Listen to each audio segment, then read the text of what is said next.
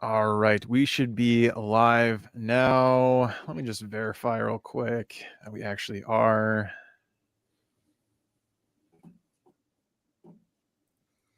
I realize I shouldn't have worn a black undershirt. I look like a floating head right now. No worries. I think it's good. All right.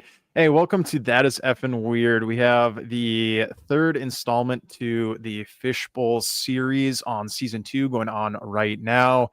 Before we get into it and explaining everything, we'll introduce everybody. I'll start. I am Stevenson Longbottom. I am the Reverend Michael Snakebite, aka Clark.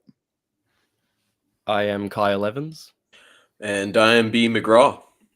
Awesome. Well, Kyle and B. McGraw, I know you have not been a part of a fishbowl before, and you as the audience member, if you don't know what a fishbowl is, it's a bunch of different topics that we toss into, well, it's, as you can see, it's on the spinning wheel, not an actual fishbowl, but it's on the spinning wheel, and you can take a look at some of the topics that we're going to be talking about today. It's typically, or how this whole thing started was, it's not enough to really do an entire episode on, so we just take these little snippets of things across the internet, and then we'll just sit right here and we'll talk about them for however long. We might get through all 10, we may not. It just kind of depends on how the flow of the conversation goes. So as you can see, we have 10 different topics. Again, you as the audience member, if you want to look ahead on all of these things, by all means, go for it. If you don't want to, you don't have to. But with that being said, are you guys ready for the first topic of conversation? Yeah. Let's okay. do it. All right, perfect. All right. So I'm actually standing like 2 feet away from the spinning wheel. So I'm going to have to take my headset off real quick, spin it, and then I'll hop back. So give me 2 seconds.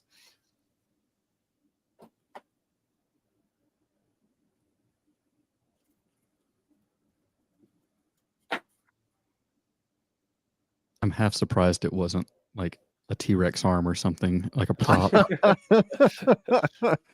Okay, so as you can see, we landed on it number 6, which is Karjitsu. All right, before we start talking about this, has anyone heard of this or know what I'm talking about? I have no idea. No. I have no idea either. Unless this is a really cool new version of BattleBots. No clue. That's so cool, yeah. I mentioned this on That's Effin' Weird episode probably a year and a half or 2 years ago, I think. No way, really? Yeah, I did. I mentioned it to Seth, I think. I can't remember if we were actually like broadcasting or if it was just something we said after the show, but we were talking about like ESPN Ocho Sports. and this was one of them.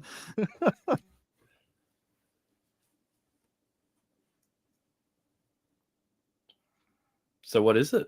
Oh, I was about to say, do you want me to tell them what I think? Oh, okay, yeah. I'm just waiting for anyone.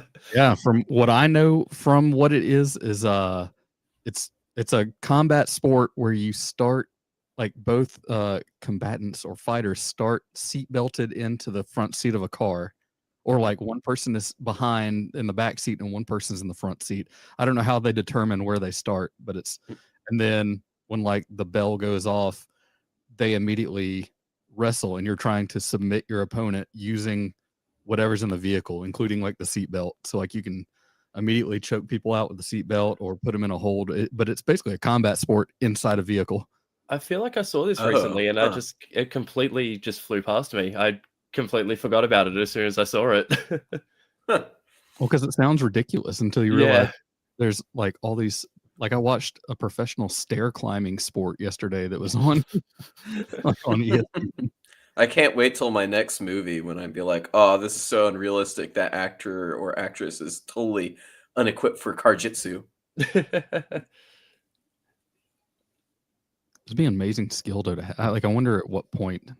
Like I mean, I can see people who are like do jujitsu being like, man, it would be practical to know how to like, teach this to Uber drivers or something to combat. Yeah, as like a self-defense course or something. Yeah, and then it just becomes its own like sport. Like you start getting new techniques, and then it becomes its own like martial art. You guys haven't heard of the seatbelt method? Like, it's a shame their cigarette lighters aren't in vehicles anymore. at least in America. That's got to be such a disadvantage to be in the front versus the back, Yeah. because you get all the natural chokeholds when you're in the back. Yeah. Well, I guess they were trying to do it like Greco-Roman style wrestling, where somebody starts in like a top position, bottom position, so someone has an advantage, I guess. But Is it like an actual sport, or is it just like a trend at the moment? apparently, they do actually have tournaments. I don't know what the Oh, wow. prize money is in this yet, but I don't know if there's an official belt to be won. Is it like the further you go up the tournament, like the different car it is? So you get like the Toyota advantage or the Uber, the like Tesla advantage. Like different cars have their own quirks. Well, that'd be great too, because you could like accidentally like voice control, turn music on. Discombobulate them with some music. Maybe they do it like collegiate wrestling, where you start both in the back seat, and then as you get better, someone who loses moves to the front, and then they start again. Right, yeah. Yeah, you could be a higher seed and you get to choose your seat position or whatever. No, it always starts out equal, at least if it's like collegiate wrestling. And then you end up in that one position that they had in that South Park episode about wrestling, where they actually tried to teach wrestling and be like, oh, dude, this is gay. Did Stevenson just leave, or is I he don't still know. here? Okay. Is Oh, this yeah. he like the host of the podcast and he's just Yeah. buggered off? The board is gone. I guess he got beat. So let's keep talking about Karjitsu for a minute. Yeah. When did you learn about Karjitsu? I think I saw it as like an Instagram reel or like maybe on TikTok or something originally, and I thought there's no way this is like legit. I 100% believe that there are self-defense dojos that will have like a Karjitsu night. Mm. Well, what's the next, like in whether it's your profession or whether it's something that you just happen to like frequent in your day-to-day life? What's the next situation do you think you need some combat training in? I would guess, and this is just because I'm in this situation usually with like retail and how to deal with sort of an aggressive customer. Like usually you don't want to get into a physical altercation with a customer, but just sort of like, I don't know, how to get out of that situation would probably be a good, actually, no, probably not self-defense, because usually when you're in retail, you're supposed to just not engage with the customer at all if they're aggressive. So maybe don't do a self-defense course on that, because you're not meant to touch them. The other day, actually, 2 nights ago, I imagined a new one. I'm calling it de-escalation jitsu, where you always imagine like you're in the situation and someone just goes like, "What?" and you're like, "Oh, what do I do next?" And then I thought, the right thing to be like, "Man, how's your day going?" Yeah. Yeah, like they really don't teach you how to de-escalate a situation, like the things to say. They tell you like what not to do, and that's like fight the customer or anyone like that, but it's like, yeah, they don't really tell you talking points on which to use to transfer the like anger or sort of like de-escalate it. Yeah, it's not like a professional class on that, I guess, unless you're in management. I guess I'm sure there's like some kind of, I mean, if you're a cop and you want to be a good cop, you probably have those skills. Man, we were watching that new Squid Games reality show, and there's always a cop on there, and they always do so well. And you're like, it's because they deal with conflict. Like with the, I don't want to say manipulation, but with like the talking aspect of it, or the like getting what they want out of someone. Yeah, that's Right. like part of it. I think for another like close quarter situation, they should do like bathroom stall, like public bathroom combat. Oh, yeah. I mean, that'd be a good one, yeah. Quite literally caught with your pants down like that. I think you should know how to handle that situation. Half naked and afraid. Yeah. How to fight someone with like the disadvantage of your pants at your ankles. Right. Yeah, they need like a truck stop combat, like a course. You could just escalate to like different types of bathrooms.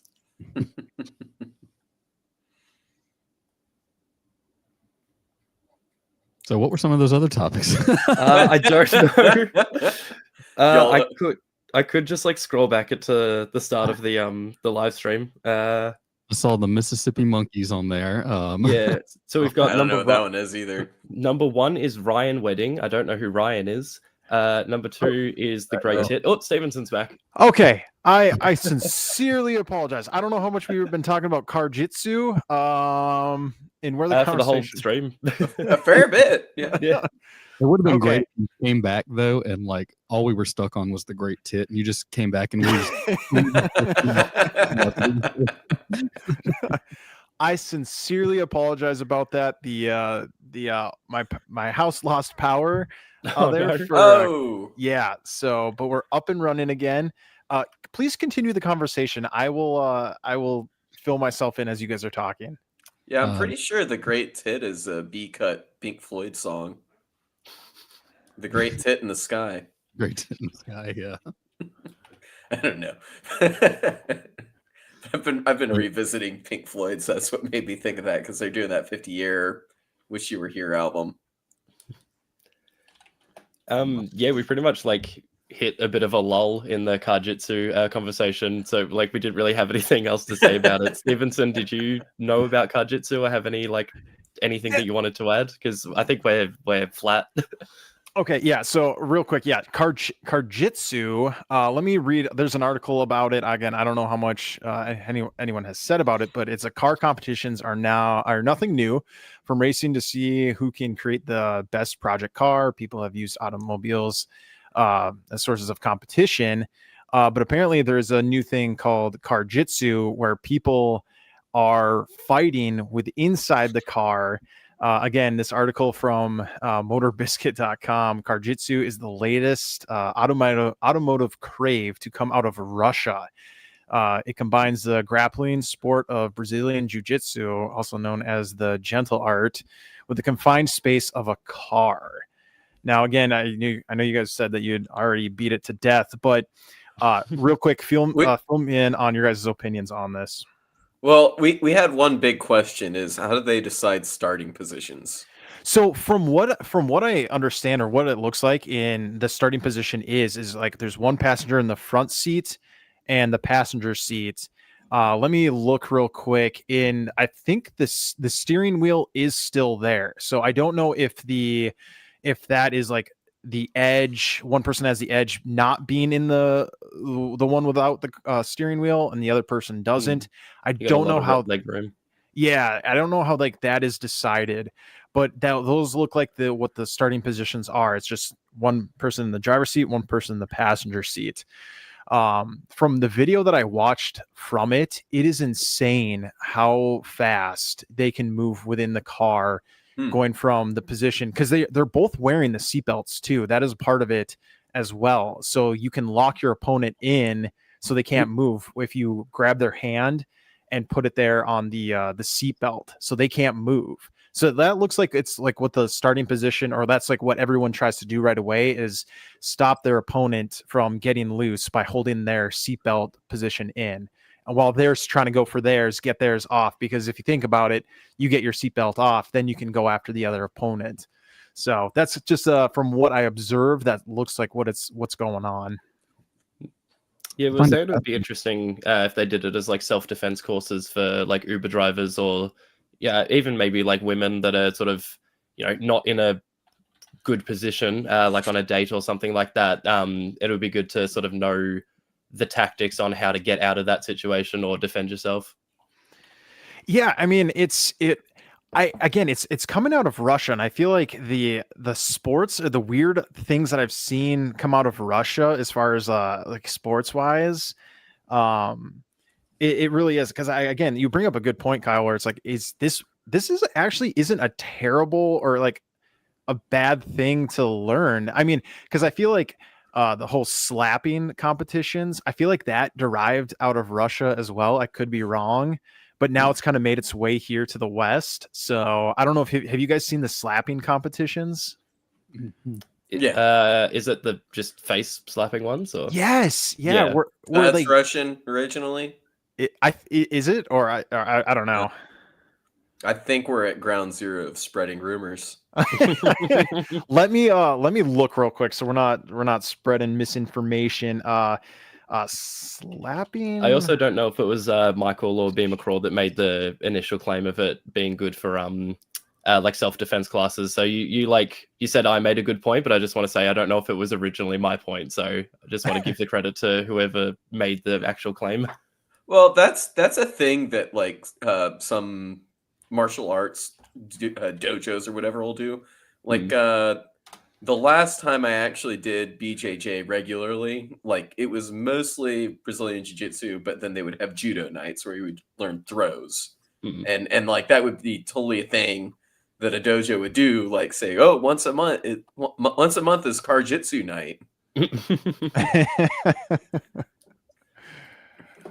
So real quick, just a quick little Google search. Where did slap competition battles begin? Slap battles originated in Russia. Cool. And that's coming from fansidedmma.com. So it looks like a reliable source. So it did come from Russia. And with that being said, so with Karjitsu, any final thoughts before we move on to the next topic? I think we pretty much covered everything while you were gone, unfortunately. Okay, no worries. All right, let me take off my headset and I'll spin it again.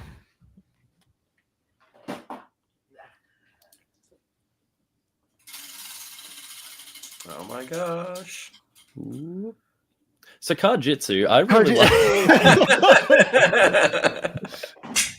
So I was in Russia recently. You won't believe slapping the hell out of each other in cars. All right, 7. What is that? 3 meals. 3 meals a day. Okay, so before we get on to this one, because there's kind of a little bit of a conspiracy behind the whole 3 meal thing. But before we kind of dive a little bit into that, what are you guys' take on, or do you guys follow the 3 meals a day? What do you guys think? What do you do? Usually, like lately, I've been having quote unquote breakfast, which is just like a couple of Pop-Tarts in the morning before work. But before then, which was only I did like a couple of months ago, I wouldn't really have breakfast, which people say it's the most important meal of the day. But yeah, I would usually just have like lunch and dinner, and then sort of snacks throughout them. Okay. I'm mostly 1 meal and distributed snacking. As in dinner, usually just snacking. Maybe I'll do lunch and dinner. I now at my age, like when I've had like a couple of dietary changes based on what I was doing at the time. Like I was a college athlete, so I was doing a lot of just like protein, no carbs to shed like in off-season weight stuff, and then like and then just kind of like carbo loading before stamina, like kind of building activity. But now that I'm older, like I tend to pack my calories in the morning, and then I don't really eat after like three between like 3 and 5. Like I don't really eat after that. You've got some McDonald's in the background, so these are all yeah, I gotta explain the theme because you can see the McDonald's here. So I have like a bunch of 80s memorabilia all around the room, and it just happens to end. These are the McDonald's Happy Meal Transformers. Oh, no way. From the 80s and early 90s. Wow. Yeah. Oh, so it is so funny that's just how this ended the shelf. You're just saving it for a midnight snack. Yeah. Not a big proponent of fast food, but I am a proponent of transforming toys. Nice. It's a little optical illusion because it looks like it's on a desk way further back. And, and a real size burger. It looked a lot bigger than it actually is. Many of you don't know this, but Clark is actually standing up right now. Yeah. For me, as far as the 3 meals a day, I typically, and Kyle, kind of like what you had said, I have heard that breakfast is the most important meal of the day, but I tend to skip breakfast. I'll usually have like, some sort of shake, or maybe, just something quick like a granola bar. And then I will have like a heavy lunch and a heavy dinner, which I've always been told, like, don't have a lot for dinner because I, don't eat after certain periods of time. but that's kind of been my diet for the longest time. And again, I feel like it's one of these things with the 3 meals a day. It is something that's kind of instilled in kind of like, everyone does it from a very young age. Because if you think about it, like even going to school now, again, Kyle, I know you're down in Australia, so it might be a little bit different. So it'd be nice to hear your perspective on this. But I know for here in the US, it seems like you go to school and you have the option of eating a breakfast at school. They give you lunch, and then typically I feel like, at the end of the day, everyone sits around and has that dinner meal. So I think from a very young age, that's just kind of instilled in us to have 3 meals a day. Correct me if I'm wrong, but do you guys agree, disagree with that? I guess there's definitely a cultural aspect to trying to do 3 meals a day, even if it's like 1 or 2 of them are small. Mm-hmm. Yeah. So the reason why I bring this one up again, so I saw a post on Reddit about a woman saying that the 3 meals a day is not something that we as a human species should be doing. It is something. Now, this is where the conspiracy kind of comes into play. She had said that it is a Rockefeller connection. So just quick little blurb from it. So while some sources suggest that Rockefeller family promoted the idea of 3 meals a day as part of a broader strategy to influence eating habits, this claim is often viewed with skepticism. The historical deployment of meal practices is complex and influenced by many factors beyond single family's agenda. So again, like she was saying that it was a way to, if I remember correctly, it was a way to get people to eat more, therefore become more unhealthy, and then rely on the Rockefellers for, like health stuff and everything. So I don't know if I necessarily agree with that. Again, the whole conspiracy, it looks like not many people believe in it, but I do feel like, because even if you do a search on this, it seems like the whole 3 meals a day is something that is fairly new. And throughout history, it really was something almost like what you were doing, B. McGraw, where you were saying like you have like one good meal a day and then kind of snacking throughout. It seems like that's what more nutritionists or what I guess people suggest to do is eating smaller meals throughout the day, or just having like one sort of meal. Let's see here. In the Middle Ages, during this period, the timing and structure of meals began to formalize. Laborers typically had a light breakfast, a substantial meal around noon, and then a lighter evening supper. So, Clark, I know you're kind of a history buff with all of your background. Have you heard anything as far as the meals and everything like that? I was going to say a lot of it also is based around like a communal setting and kind of structure. Because if you think about it, I mean, breakfast is essential just to actually like fuel you through the day. But then you have to get not only children into like a scheduled structure, but also when you have laborers or people working for you and things like that, it becomes like a timed thing. And then you also spending time, like I said, with family or, whoever, friends, whatever. Like that's where the camaraderie of a meal kind of comes together because, like think about even like 1950s, like America, when we consider like an ideal time, like you would want like, breakfast. And then obviously if kids are at school, they're going to have like a lunch and that's when they're with friends. And then when like, father comes home from work and wants the, family meal where they're sitting around and talking about their days, like everybody kind of eating when they're hungry or kind of focusing more on what your body needs. Everybody's going to be all over the place because based on, body type and everything, like that's going to determine actually calorically what you need and what time you would actually physically be hungry and things like that. So I think a lot of it, comes down to that. And then, and then you could even go as far as to like what we eat for breakfast, lunch, and dinner, like the types of meals also comes about based on like advertising and different wacky social ideas at the time. Like, cereal is actually horrible for you and it's a terrible meal to actually eat for breakfast, but it gets popularized by, it's been, all the advertisements and stuff like that. And that goes back to, really turn of the century, like 20th century, I should say. advertising and things like that. I wonder Yeah. if that is Sorry, you still go. the case in Europe as far as like lunch is your big meal. Because when I was in France this last summer, that seemed to be the big meal over there. Like lunch was just huge wherever we went. And then all of my friends that go over to Europe to work or whatever are like, oh, it's so annoying. They mandate that you take lunch off. And I think it's because they know everyone has a heavy lunch and then you're basically food coming out for an hour or so after lunch. So it's like, don't bother coming to work, just take a nap. So I feel like that's still the case in Europe.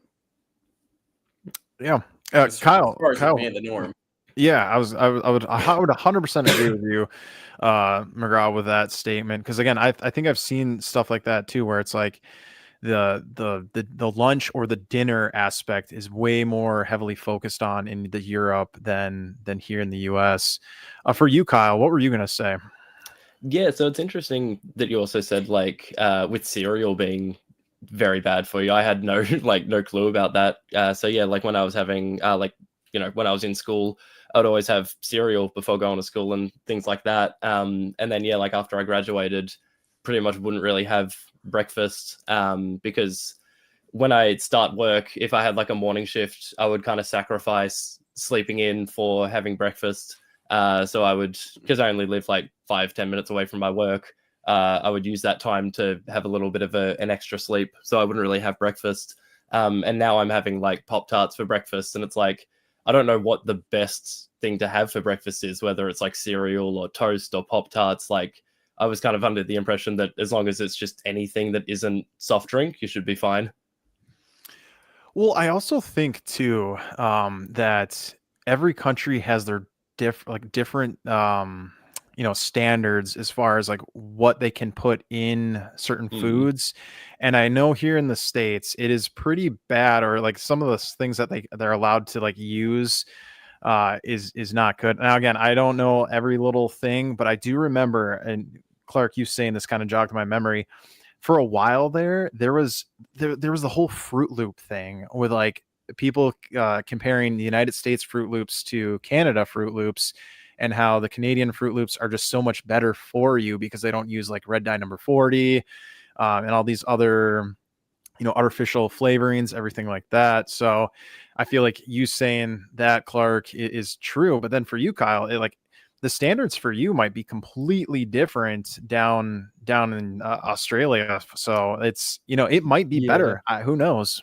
I don't like really know. I've been to America a couple of times, but like I didn't really know the difference in taste because I'm also quite like unhealthy. Like I love McDonald's and KFC and stuff like that. So if if it was more unhealthy, I probably would have been like, oh hell yeah, this is so much better. Like I would have enjoyed the unhealthy like leap for it. So but yeah, I really wish I had some Fruit Loops here so I could like read out the ingredients and compare them, but unfortunately I don't have any.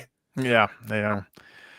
Yeah, it's kind of interesting to see what different countries deem as healthy and what isn't healthy. But then again, like comes back down to like the whole 3 meals a day, like what we kind of talked about that too, like culturally and just everything, like what is the norm. And you'd kind of hit on that too, Clark, with it kind of being a social thing too.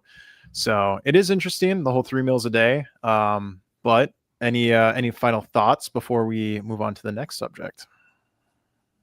No, I think I'm good. Okay.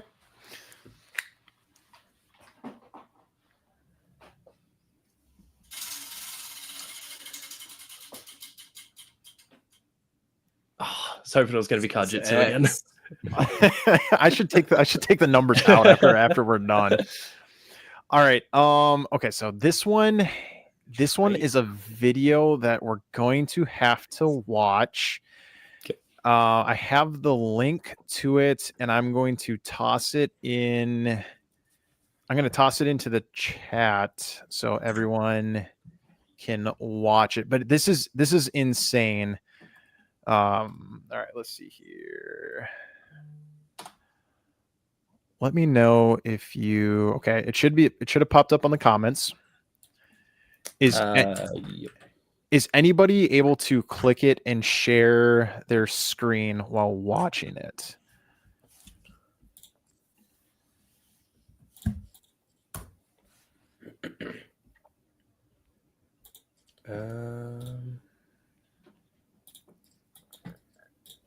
Sorry, I've never used StreamYard before, so I'm a little lost. No worries. Are you able to like at least follow the link? Yeah. Okay. Are we all playing it at the same time or individually? If you want to watch it individually, and then after everyone's watched it, then we can talk about it. All right, let me turn the volume on here. Boom. Can y'all see? Yes. Oh, sweet, cool. Oh, I was gonna say that's so much better for an audio podcast. That's just like listener, just watch it in your own time. Okay, yeah. Is it gonna have the audio? I was about to say I'll see if y'all can hear the audio through here. All right, sweet. And squeezes the trigger.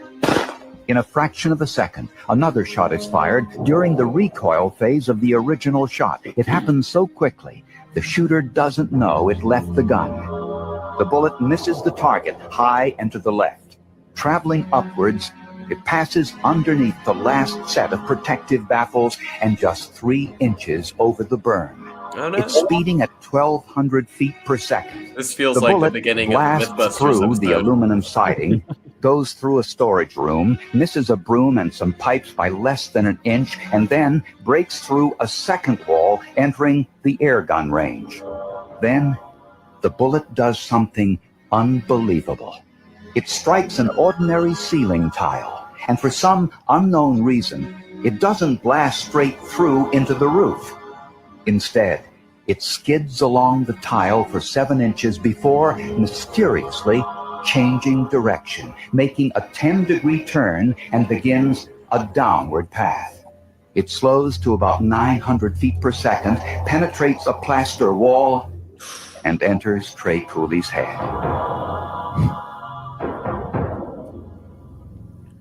Oh, Trey.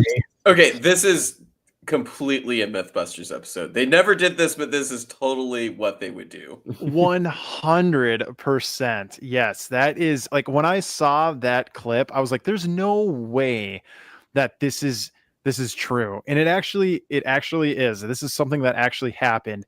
But the odds of that happening are just insane. Like my mouth was on the floor the first time that I saw it. So what are you guys' thoughts on it? Yeah, that's insane. I don't know the statistics, and yeah, like you said, with the Mythbusters episode, they would really go into like, I don't know how you could recreate that, and like also you don't really want to because you're just firing guns around. But it's like, yeah, it'd be really interesting to see just how that happened, and yeah, like the insane like pinpoint accuracy of it all is just absurd. The one thing that is again is crazy that they were able to trace that bullet and figure all of that out. Now, again, it seems like, okay, I feel like they did have a good starting point with like, okay, is because the gun range was not too far by, but it's just one of those things where it's like, okay, you're just sitting there and then someone just falls over dead. And it's crazy to think that like they were able to trace that bullet in everywhere that it went. And they were able to like get those forensic photos of those ricochets, and then it actually hitting that person. So, Trey Cooley. So, Oh, I'm sharing my Mythbusters hot take right now. Can y'all see this? let's see here. Yes, we can. Mm-hmm. Mythbusters episodes. It's online myth. Oh, that's perfect. Yeah, I never get. If you can't read, the red line is data that I made up. And it's looking pretty convincing. So I posted that a while back. It got real popular, and they're just like, "You made it up, but that's more or less true." yeah, it's like the joke that 85% of statistics are made up. Yeah, it's like that, but it's like, oh, it's the narrative that we all believe anyway. Yeah. Oh yeah, Yeah, I'm a little skeptical of that veracity of that story, and it seems like a cover for a CIA op to off some kid. Who is Trey Cooley? What does he know? Yeah, what is this? A 9-year-old boy know? What did he see? You were going to say something, Clark? I believe it 100%. So for those who have not heard or listened to the show from my background, I worked for 10 years doing ATF compliance, which is obviously here in America, Bureau of Alcohol, Tobacco, and Firearms. And specifically, I worked in firearms. And that was my background, military history with a focus in tactics and technology. So yeah, ballistics is something I've studied for quite a good bit of my life. And I have millions of stories just like this where you wouldn't believe what bullets will do. We have data like muzzle velocity, obviously grain weight, things like that. You can kind of calculate where a bullet is going to end up. We know bullet drop, when, Coriolis effect, wind, windage, all that stuff. You can kind of sit there and guess, okay, if I do this, a bullet's going to end up here. But what a bullet does when it starts hitting things can be wild. I've seen cases where bullets have literally circled around inside a person's skull instead of going through. And I've seen this person come out completely uninjured. I actually have interviewed this person who was in law enforcement, was shot point blank with a 25 auto in the head, and it went into his skull and circled around his brain, never damaged any of the actual Jesus. Yeah, brain. And he had it removed. He never lost consciousness even. So I've seen bullets do wild things, but honestly about this story, I could kind of follow exactly why it would do that. The reason it didn't pierce the ceiling tile is obviously because this is a pistol caliber. They said 1,200 feet per second. That's roughly what a 9mm does, is 1,200 feet per second. They didn't, the little cartoon there they had of the firearm was like a 1911 style pistol. Whatever. It didn't look like 1,200 feet per second is too fast for a 45. So we'll just say it was probably a caliber is like 40 Smith & Wesson or 9mm. But yeah, it loses a lot of velocity quick. All pistol rounds are coming out of a short barrel. They're not that fast to begin with in the world of ballistics. And by the time it made it that far, went through two walls, which thin walls, I get it, probably sheet aluminum kind of thing. So it probably went through that, hits that little ceiling. It probably just bounced off it. And they were probably pretty quickly able to identify what caliber bullet was and everything when it hit Trey, because it probably did not deform too much and probably caused a very shallow wound, just hit him in the right spot. That kind of sucks for him. So, I mean, yeah, if he got hit in the side of the head there, it's very soft tissue. So it probably, like I said, it didn't take much to actually, cause, mortality there.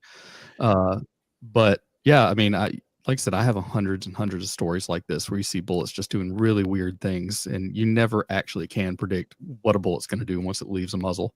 But yeah, the craziest thing about this story, honestly, to me, is that they said that there was a double fire, that second round left. To me, that's the most unbelievable thing in this story, is because that means it would have never heard of a double fire like that before. I mean, I've seen it bind in like revolvers, but in a semi-automatic like that, it would have to be a sear failure, which means your semi-automatic gun just became a fully automatic gun by failure.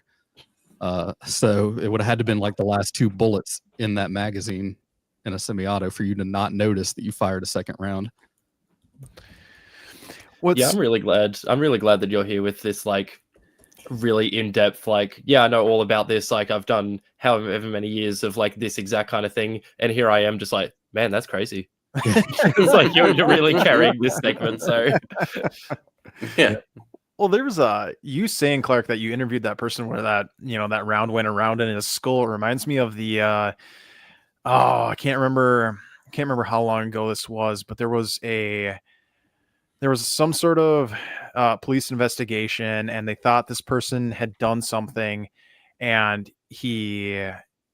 it looked like he had a black eye, but they kept him in the interrogating room for like hours on end. You might know. Yeah. Have you heard of this, Kyle, too? Yeah. Yeah, and it turns out like he actually got shot in the face, and he was like, I have a really bad headache. Can I get something? And they're like, no, you're fine, whatever. And I think he ended up passing away from his injuries, but like they didn't know he had gotten shot because it like the entry wound was so small. There was no exit wound. Again, I don't know the type of round that was used, but I can't imagine that it was, anything more than a 9mm. But I think I'd want to say that it was probably a 22. but I can't say for certain. I would actually have to look it up and do the research on that one. Yeah, very possible. Like I said, you see just some wild things with I always say that the human body is equally impressive for its survivability and its fragility, because you can die from a 5 mile an hour crash, or the flip side, like I said, people can take multiple gunshots and somehow pull through it. The human body just does weird things. Well, have you seen that the guy that broke the world record for holding his breath for 30 minutes? Talking about like the human body and how it's extraordinary. Oh, that's crazy. Now, is that like a Wim Hof thing? So it was he did like a bunch of like pre-breathing of like 100% oxygen prior, and he is like a deep diver, so like he does practice this routinely of holding his breath, especially like at depths. So like his lungs were already like in peak condition, but I think he had already set the world record. And I think he broke it by, I want to say like 2 minutes or something like that. And he's going to try to break it again. But just holding your breath normally, I don't know if it would have, honestly, I don't know how he could have gone more than, 10 minutes. I don't know. It's, I just find that crazy because I was in the pool recently. Yeah. And I think I could hold my breath for like 30 seconds, and then I was so like when he said 30 minutes, that was insane. And again, I don't think he was moving. I think he was just like, he just put his head in the water and was holding his breath for 30 minutes. I don't think he was actually like exerting any energy or anything like that. He did say in the interview too, that I remember, he said that his body went through like some sort of convulsions like halfway through, but he powered it. It was like when he was talking, it was like when someone gets like the meat sweats when they're eating and you just got to push through it so you can keep eating. That's what it sounded like he was talking about. But yeah, it was pretty crazy to I don't even think any of my Assassin's Creed characters can do that. So yeah, that's that was the Trey Cooley incident. Any final thoughts before we move on to the next topic? Just sort of, an extension of what you said about holding your breath. It's like, even on a good day, the best I can do is like a minute if I really like focus, and that's on a good day. Like, I'm sick at the moment, I can do like 5 seconds. The deep breathing definitely works. I've had to do like the military water haze, or water, we call it water haze, it's water survival, and you have to do like a certain amount of activities on test that are like a lot of underwater, and they taught us is like, okay, to do the deep breathing, do this. They taught us in like 5 minutes, and in that 5 minutes we all like went from like 30 seconds to a minute while doing things. Like, you can do a lot with that, but 30 minutes, that's insane. Let me again, I want to make sure we're getting good information out there. Let's see here. World record for holding breath. But this also 29 minutes and 3 seconds. So close to 30 minutes, but yeah, 29 minutes. That is insane. That dude's part tardigrade. But this also kind of reminds me of like how like just like the monks can, what they can do with their bodies. I've seen like them meditating, and kind of like what you're saying, McGraw, with like the whole, like if you do the deep breathing and you can push, it like oxygenates your blood when you do it a certain way, and that's what anyhow. So, but yeah. All right, I will spin the wheel again. My gosh, what's next? Kajitsu, here we go. Oh, very close. All right, who is Ryan? Ryan Wedding. All right, this was an interesting little read too. So Ryan, all right, I'm gonna read. I'm just gonna read it. So, all right, Ryan Wedding is a Canadian alleged drug trafficker from the Olympics, former Olympic snowboarder. He represented Canada at the 2002 Winter Olympics in the men's parallel giant slalom event. After the Olympics, it is alleged he became a transnational drug trafficker and orchestrated the murder of various witnesses. On 6 March 2025, he was added to the FBI's 10 most wanted list. That is just insane how you go from Olympic snowboarder to drug trafficker. I'm wondering, how do you get led down that sort of path, or what takes you there? If you're actually asking, I have no idea. I don't know. I don't know the dude. Making connections, Maybe he had lung cancer and a baby on the way. Yeah, it's so I'm reading a little bit like of his criminal conduct. So like after the 2002 Winter Olympics, Wedding moved back to Vancouver and attended Fraser University. He developed an interest in bodybuilding and started working as a bouncer. After 2 years in the university, he dropped out and began to speculate in real estate, which he financed by growing marijuana at a 6,800 plant warehouse on a suburban property called 18 Carat Farms. Interesting.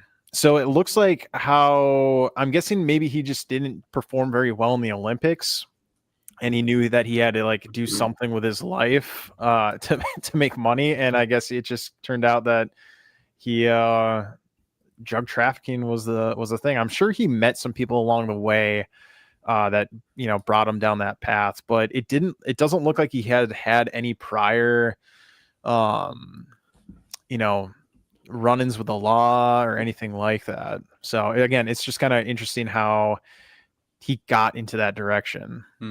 I guess all those like anti-drug PSAs from the 80s and 90s, like the really cringe ones, they're actually correct. It's like marijuana is a slippery slope. You'll smoke one joint and then snowboarders are great on slippery slopes. That's where you're going with that. I didn't know that was this guy's name, but I had just seen something about this in the news. I can't remember if it was earlier today or yesterday, but it was because he had one of only 6 CLK GTR race cars from Mercedes. There was only 6 ever made, and like they were talking about, they repossessed his car during the drug bust, and it's valued at like $11.3 million because there's only 6 of them in the world. Jeez. That was the only thing that caught my eye because I'm a big car guy. Whoa. Okay, so if his car got picked up, so did he finally get picked up as well, or were they just saying like they repossessed his stuff and he's on the run right now? Yeah, it might have been they just like literally took all his assets, like his house and car and all that kind of stuff while he's running. I didn't hear anything about him. I didn't even know his name until we just did this. But I saw the car and I was just like, well, that's really cool. All I heard was it was some snowboarder turned drug dealer. That's how I knew about it. Well, now Michael Phelps didn't go down the same route. He just smoked marijuana and then lost all his sponsorships. But I remember that was a huge thing too with when he did. Now, did he get his medals stripped from him for doing that? I think so. Okay. I mean, it's not like it's some performance enhancing marijuana. Right. True. He didn't even feel the water, man. Because I know it's probably not like a Lance Armstrong kind of thing. Yeah, well, that's what exactly. Yeah, I mean that's why the Russians lost all theirs. Some of the Russians didn't even know they were doping. I heard on some podcast this weekend. That's right. It was in the 80 Olympics, correct? Like they were just all on. Oh, okay. So were they just doping, or were they on? Like, since they got kicked out? That's what it seems like. Was it before or after Rocky IV? Because like, they saw all that equipment and they're like, yes, we got to do that. They saw Ivan Drago doping up and they're like, yeah. It's Gatorade. No, yeah. It's just kind of interesting because I was gonna bring up the whole Lance Armstrong thing too. Like his whole thing was like it was helping him become a better cyclist. With the whole Michael Phelps thing, it was just he did all that afterwards, and marijuana isn't gonna help you swim faster. No. Unless there's nachos at the end. Yeah, like imagine they're like accused of doping and they're like, oh, that's what that was. I thought I was just really hungry. That explains it. Let's see here. Help you. Okay, real quick. I'm just doing a quick little Google search. Does marijuana help you in sports? So pain relief and inflammation. Many athletes report using marijuana, particularly CBD, for its anti-inflammatory. So quick disclaimer and everything, so this doesn't get kicked off YouTube. We're not promoting. This is just kind of information being pushed out there. You as the audience member too, you know, do your own research. We're not saying use or anything like that. Enhancement, enjoyment. Okay, I don't know what that would. Lack of evidence for enhancement. All right. Yeah, it doesn't really look like it would help you at all. It's just maybe pain relief and anti-inflammatory, according to, let's see here. What website is that? muscleandfitness.com. So, yeah, it doesn't look like it's going to help you out much. How long do y'all think before they federally legalize marijuana in America? Like, I feel like we're just waiting out politicians at this point. Do you mean like in every state? Or? Like we're just waiting for some people to die at this point for it to actually get federally legal. They're gonna have to figure out a way to make money. Yeah. As soon as they do that, I mean, then like I said, that'll be the next thing. Then you'll have ATF, E, and then M from I guess at the end. I mean, that's all they'll do is tax it so they can get the revenue. Well, I did hear some conspiracy on Reddit a week or so ago that like it was about to get descheduled, and then like they stopped the descheduling, and someone said that's because the alcohol people, like the alcohol lobbyists, got a hold of everyone and said, hey, if you got marijuana, then no one's gonna drink. That's the conspiracy I saw online. Completely unsubstantiated. Yeah. I'm like, now there are people. I saw a really cool. Actually, I think this was a Penn and Teller episode one time when they did their show. But there was like, for a while in the 70s or 80s, there were certain people with terminal cancers. Like it was like bone cancer is the guy they interviewed. He was the last one alive. But there was like 6 people that were federally issued medicinal marijuana, and like these are the only people that ever had it like at a federal level issued, like. Actually prescribed or issued to them, and they interviewed the guy, and he had said it was like a terminal bone cancer, but he showed like his pack, like it came in like a cigarette pack, and it was pre-packaged like marijuana cigarettes in a pack with federal stamp and seal on it and everything.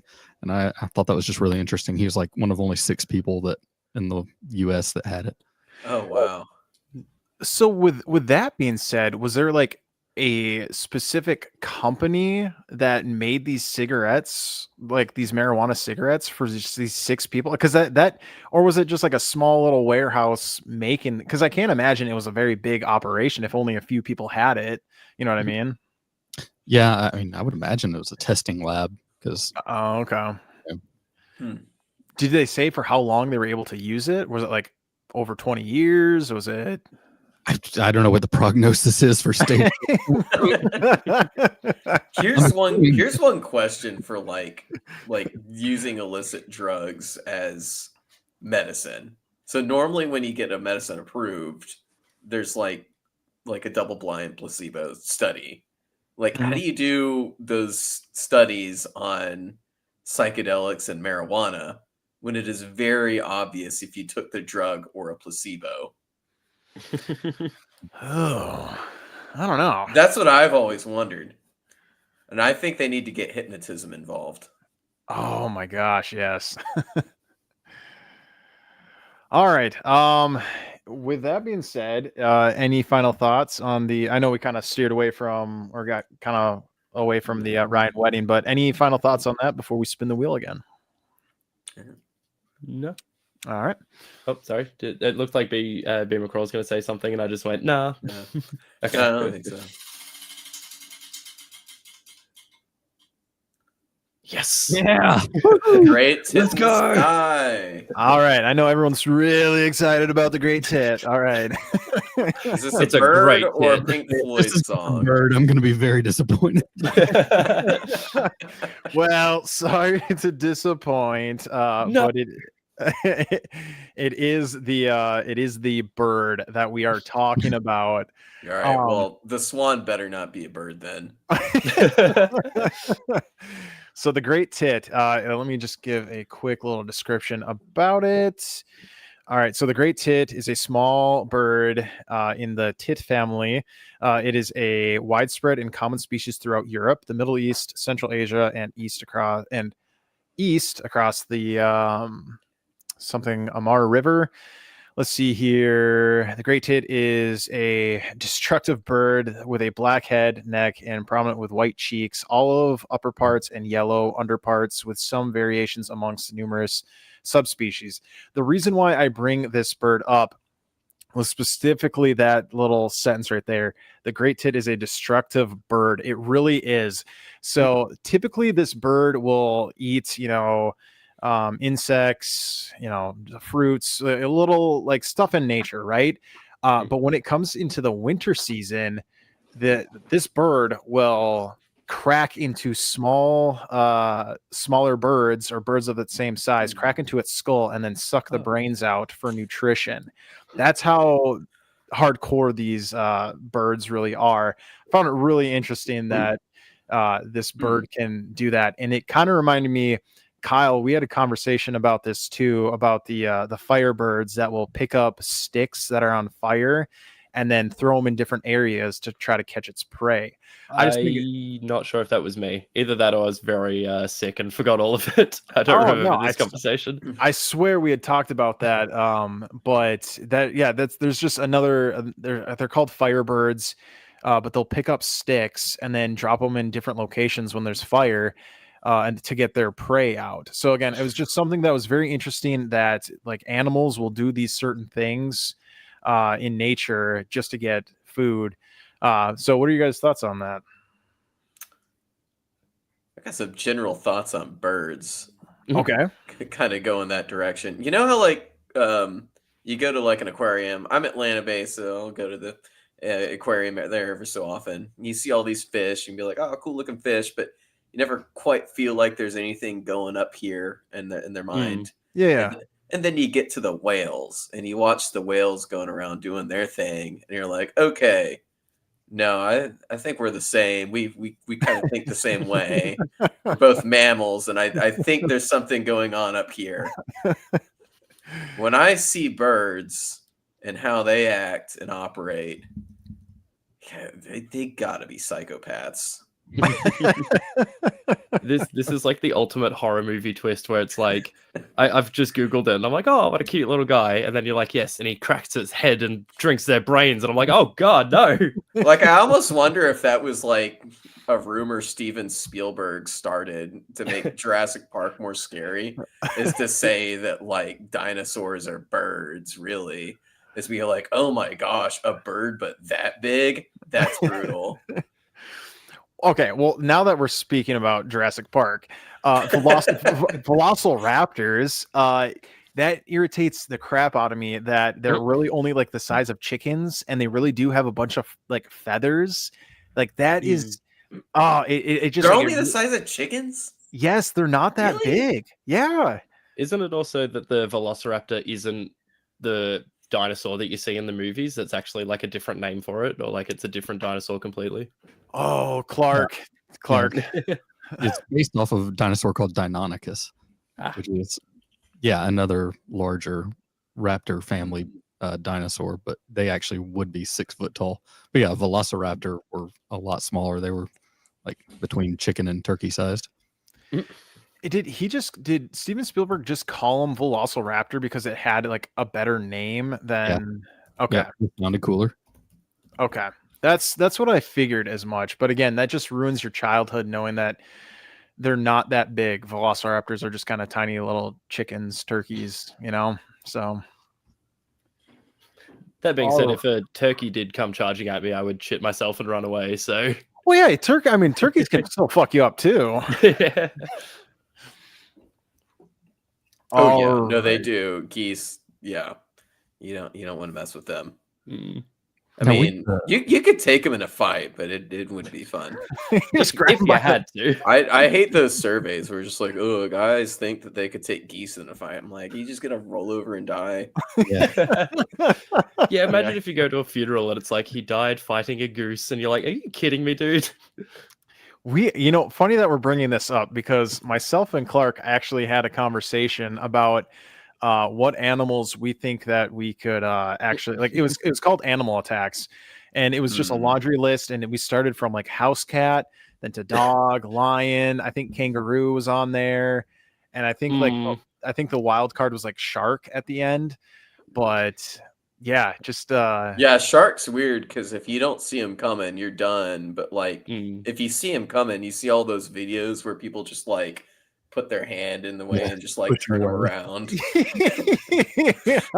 I don't know his You're like, name. I I'm gonna- think I could do that. Do you guys know the incident with Mick Fanning? no. So basically, it was. I'm gonna have to like look this up, but it was during like a surfing competition or something in Australia. He's an Australian surfer. And I think it was like sort of downtime, and he was kind of just like sitting on his board, kind of just like wading through the water, and a shark just like the fin just like comes up and just like almost tries to attack him, and he basically like fights it off and like punches it in the nose. And he like survived a shark attack. Like I don't think it attacked him or like got him, but it kind of just like popped up beside him, and he just kind of freaked out and like punched the shit out of it, and it swam away. So yeah, like you could fight a shark if you like get a good hit on it while not expecting Okay. it. But Just to do a full 360 back, I'm pretty sure that was also a Mythbusters episode. oh Was really? What was the result of that one? Let me look this up. Of like if you could fight a shark. If you could punch a shark, would it go away? Well, all their like, I mean, it happened. So yeah, at the very end of their nose is where all their sensory organs for like how they like sense electricity in the water or whatever, or sense like electrical impulses. oh, Like wow. that's where all that is. So they're really sensitive. They get hit in the nose. Yeah, what you're saying, Clark. Yeah, like that's true because I've heard too that like the eyes are a very sensitive part for it too. And I'm a big I like movies too. And I remember LL Cool J in Deep Blue Sea took his shiny little cross from his necklace and stabbed it in the eye, and I was able to let him go. So again, movie, not real life, but because even their eyes, like all like during Shark Week or whatever, when you see the sharks coming up, you always see like they roll their eyes back in the back of their head so it doesn't get damaged. I don't know if there's like an extra film or like there's a skin that's there to protect it too, or if they're just rolling their eyes back. Okay, according to the Wikipedia on the Mythbusters shark punching episode, it was plausible. Punching them in the nose did drive them off. Punching them in the gills was more effective. Oh, interesting. Okay. I did not know that. How did they do that? Like, surely they weren't just going around punching sharks. They had a Buster robot according to Yeah. this little note. Oh, yeah, that's right. It Yeah. was always going to be Fucking Buster. robot thing. Yeah. Had the little punching arm on it. Yes, that's right. And they just like they put a bunch of chum in the water and they just like dipped it in the water and it was just weep, weep, weep, weep. And they counted sharks and how deterred they were, or something like that. Yeah, Hey, Buster went through a lot of they stuff in interviewed him that after. series. Okay, Oh, that's far from the great tit. yeah. Yeah. Any Yeah, we final... went in the complete opposite direction. We went from bird to shark. All right. Well, okay. This one is actually on the what is it? World's Deadliest Animal. I'm not even going to spin to it. We're on that topic. We're just going to keep going with that.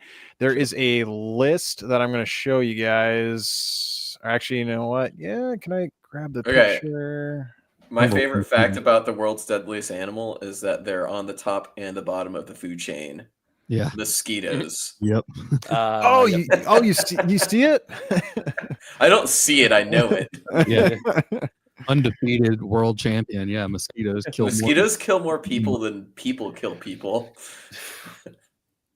They actually, fun American history fact is a lot of people attribute the mosquito to being one of the reasons for the Louisiana Purchase, is that Napoleon had no interest in the French land that is now New Orleans all the way because it was so mosquito infested down in the swamps and the bayou. Well, you're sort of what really happened was he lost he lost Haiti to the Haitian Revolution. And so he was going to use New Orleans as port and all that. And, Haiti was like a big operation. But when he lost that land, then it didn't make any sense. But they also lost it because all the troops they sent died from mosquitoes. Can anyone grab that link and share it or screen share it, and then we can talk about it? Yeah, I should be able to do that. I've got the thing opened up now. Because there is, like what you were saying, McGraw, there's I do want to argue This working? Yeah, there we go. Perfect. Okay, so yeah. All right, mosquitoes are an insect, but is it saying like animal kingdom? Is that what it's saying? Well, as far as like being directly attributing to loss of human life, I would imagine. So. If they wanted to really like Deadliest Warrior this, though, they'd have to like normalize it by number of animals on the planet. Yeah. I wonder what that would be. Wait, snails? Was that just from people eating bad snails? Probably, it would have to be poisoning, yeah. Whoa, yeah. Crocodiles is high. Huh. I guess Nile, yeah. Yep. Roundworms, flies, dogs. That's high. Wow. Dogs. Now, yeah, I'm actually surprised that. Well, okay, like again, it's one of those things where I think the reason why this list makes more sense is like, okay, well, obviously there's sharks and people aren't right next to each other day in, day out. Where like mosquitoes, there's millions of mosquitoes and they're next to people. They live right next to us. So like that one makes sense. Snakes. What's I don't know. Assassin bug.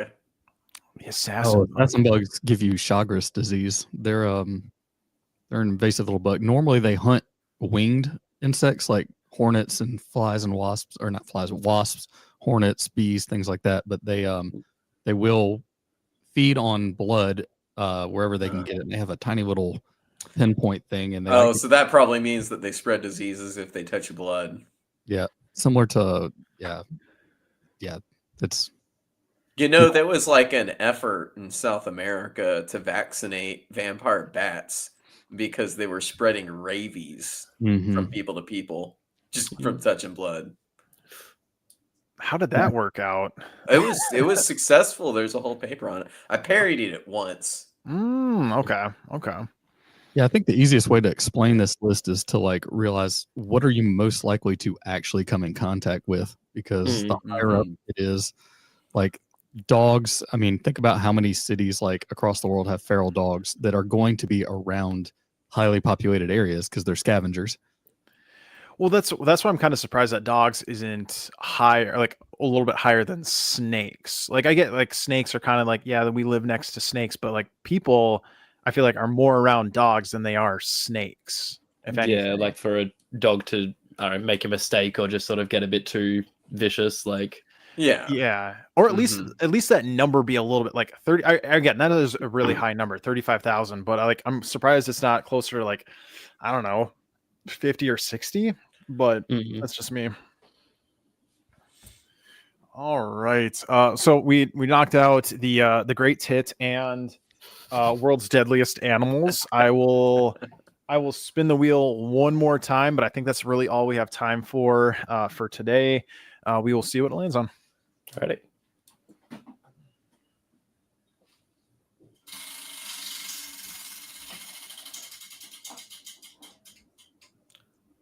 All right, gotta do it again. We have left. We have Swan, Modular Human, Jose. 8.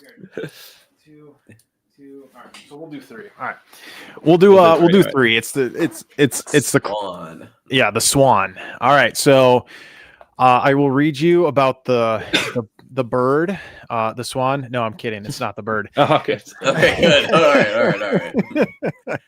So this is this might go in kind of a weird direction, just because it's mainly the name of the podcast. Yeah, true. It's more to just kind of talk about like almost odd TV shows. So the Swan. Have you guys heard of the TV show The Swan? Yeah, that's what I thought this might be. No, I haven't. Okay, so I will read the description of it. The Swan is an American reality TV show broadcasted by the Fox Broadcasting Company. It premiered on April 7th, 2004, and only had 18 episodes and ended airing on December 20th, 2004. The Swan has gained negative reception from critics and audience, criticizing the series often focused on the promotion of negative body image for women. Despite the negative reception, The Swan premiered to high ratings and averaged about 9 million views over the course of its first season. So long story short, what they would do is they would bring not very attractive people onto this show. They would give them plastic surgery and do all of these things to them. And while they were on the show or during this whole thing, they were not allowed to look in a mirror. And they would they would do like all these surgeries, like get like on these like, I don't think they were necessarily working out, but they had like all these programs that they had to do. And then at the end or the reveal, they would show you like the before and after, and then they like would get to see themselves for the first time in a mirror. But again, it was taken like, again, like some of the people on the show were not really all that bad looking. I mean, everyone's preferences are different, but I can understand why it got such a negative response, especially the day and age we live right now with like a lot of the acceptance of just who you are and everything like that. But I feel like the show, again, back in the early Ozies, this was kind of, viewed as okay. So it really was interesting that they would take these people. But again, the reason why I bring this up is that even though it had negative reception, these people were going on the show voluntarily. You know what I mean? Mm-hmm. So is it something where, was it really that bad? I don't know. It's almost like the show The Biggest Loser, where it's like, okay, they were losing weight and everything like that, and good for them, but you should be happy with who you are and how you look. But I mean, I guess maybe at the end of the day, it's up to the person if they want to have all these surgeries and do everything. But yeah, that's the Swan, the TV show. It's just kind of they just do a bunch of plastic surgery and then reveal it. I don't know how there was that. I mean, I guess there was 2 seasons, but there wasn't. I guess I had never watched an episode. I just don't know what you could talk about for an hour on this show. So, but yeah. Well, I remember the big controversy about this was one of the contestants absolutely like hated her look afterward. Yeah. Surely you would, yeah. Like, there's no that way would be awful. Yeah, say there's like 10 contestants or whatever. Surely not every single one of them is going to be like, "Yep, I'm happy. This is perfect." Yeah, the one person, and I mean, like I said, there's can't really be objective on here and say, "Well, she looked better," like. Yeah. Each their own, but she like hated everything. She was like, "No, I want my face back," and it's like, sorry. Yeah. There ain't no going back. But also, like, even with like Biggest Loser or any show like this, there is other things you don't know how far they go into like vetting these contestants, because there's other body image issues that is going on, like mentally. I'm not saying these people are like mentally ill, but there's other things going on. If you have poor body image, you might want to explore other things too, is like, hey, what's actually bothering you?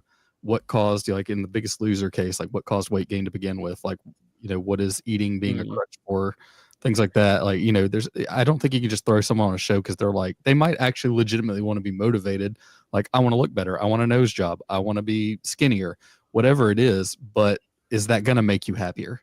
Yeah. Yeah. Like, surely Surely there has to be some incentive to be like going after people that already want this kind of surgery and be like, we'll pay this. Like, this is just my theory off the top of my head, but it's like, surely there has to be like some thing where they're like, we'll cover your surgery because you already want it, but you'll be like on our show and we'll criticize you or whatever. Like, surely they wouldn't just go up to random people and be like, hey, you look like garbage, want to be on our show to look better? Like, can you imagine?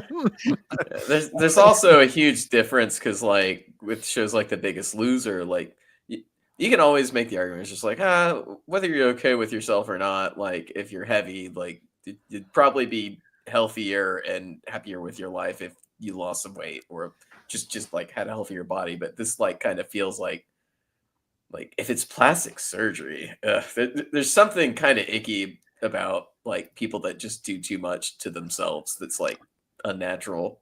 Yeah. I don't know. South Park was making fun of it the other day when they like turned the PC woman into a strong Christian woman, and he just showed up with all the Botox, and you're just like, "Oh, look how Christian I am." The point is just like, "Oh my gosh, guys, stop!"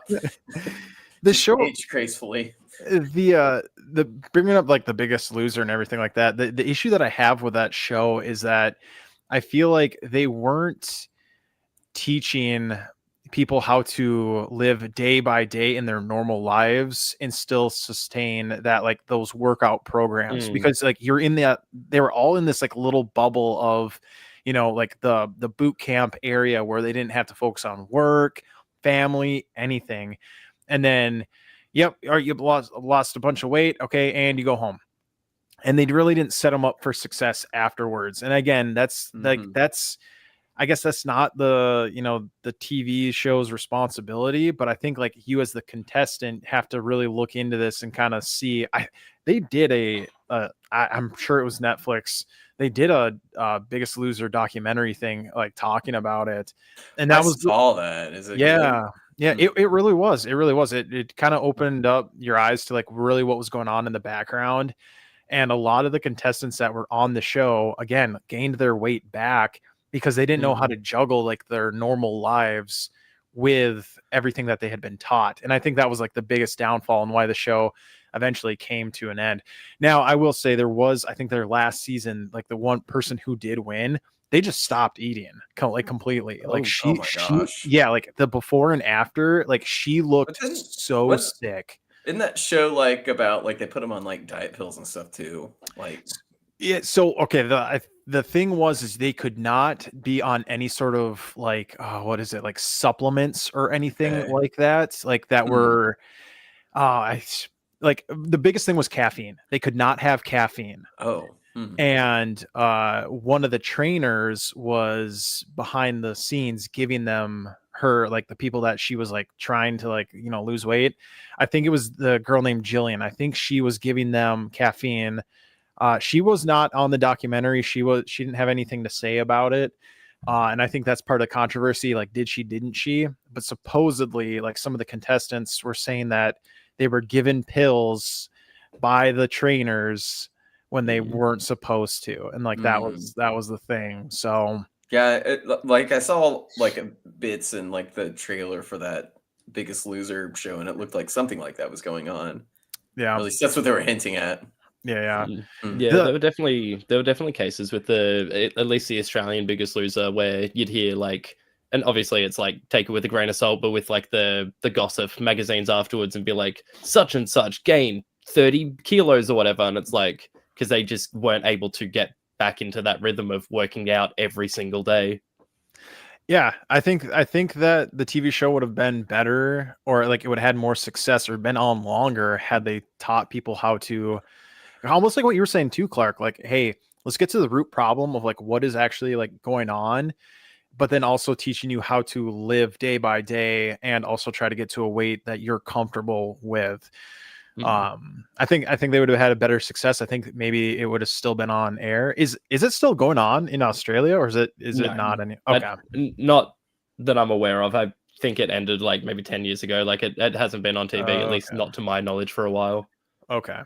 That's so tough though, because like most people like either have a car-based sense of living where they don't have the time to like do a bunch of walking or exercising, and then on top of that, like food is like mildly addictive to some people. Like the only way now is like the GLP-1s for most people.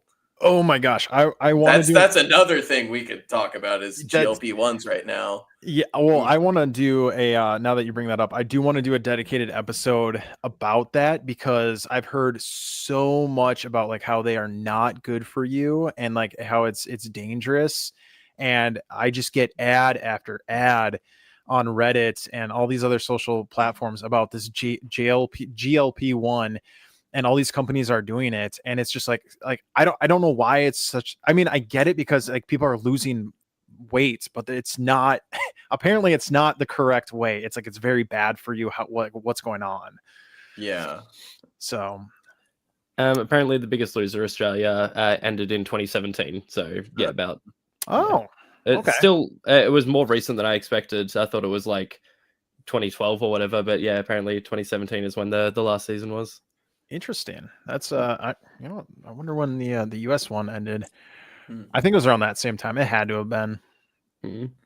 But all right, well that kind of wraps up all the we've been talking now for about an hour and a half almost, so we will wrap it up and everything. We covered a lot of different topics. Any final thoughts about anything that we had talked about, from what was the first one, Karjitsu, to the meals, deadliest animals, anything like that? Any final thoughts? All right. Nothing on the topics. No. That's totally fine. B. McGraw and Kyle, thank you for both stopping by and being on the show. For both Absolutely. of you, Thanks for having me. Yeah, for both of you, B. McGraw, if you want to throw out some stuff right now to the audience and where they can find you. Well, I have been wanting to come on one of the podcasts. He mentioned the New Jersey one on the Discord. Like, I wish I'd hopped on for that. But I definitely wanted to come on this one because I'm in book launch weekend. I have my 4th book out, or 2nd of this category. The book is called How to Prove Anything, 30 Absurd Research Papers No One Else Was Brave Enough to Publish.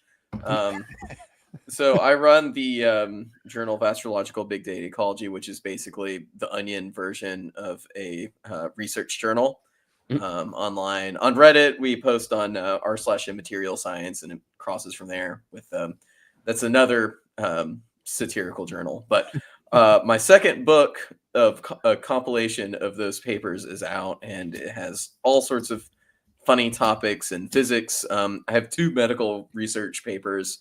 One is on predicting how jazzy a baby is going to be based off of its genes, and the other is screening your truck nuts for testicular cancer. And those 2 alone have it number 3 on the medical research category on Amazon. So I'm watching the results come in and posting things on Reddit about it. And I mean, I kind of workshop all the ideas on Reddit. I'll write a paper and I'll post it, and then I'll pick the good ones to put in the book. And some of them are like written in. I try and run it like a literary journal, but I end up like writing like 90% of the stuff. But anyway, please check it out, and I'll be back. This was fun.